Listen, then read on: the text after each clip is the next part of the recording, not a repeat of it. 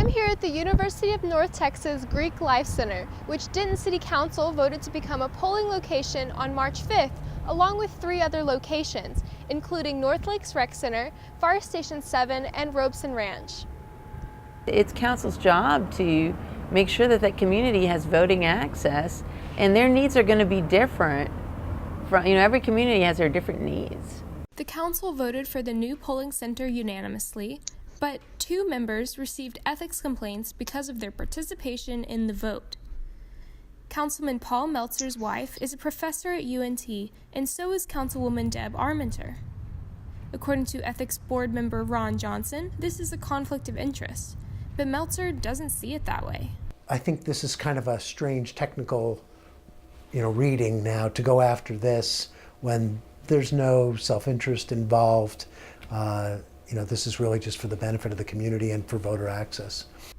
Johnson submitted the complaint saying Armenter and Meltzer asked for an advisory opinion but voted anyway despite the opinion they received.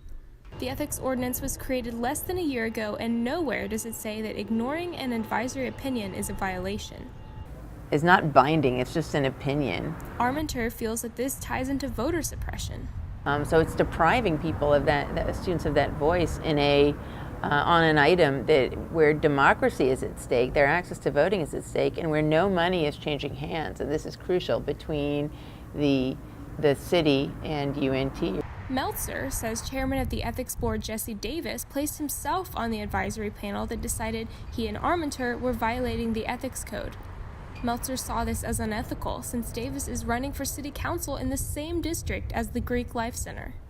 So it's kind of interesting when you think about who has a stake in the outcome of a polling place at UNT. Is it a professor's husband, or, is it actually potentially even more a candidate for, running to represent that area? I reached out to Davis, but he declined to comment, saying the ethics code prevented it. Armenter and Meltzer will face the whole Board of Ethics at a final hearing, which has not been announced yet. Regardless of the outcome, the Greek Life Center will stay a polling location.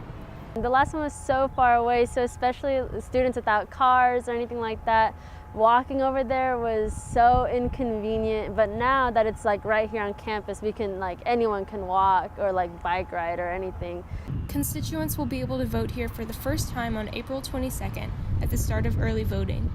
For NT Daily News, I'm Caroline Cluess.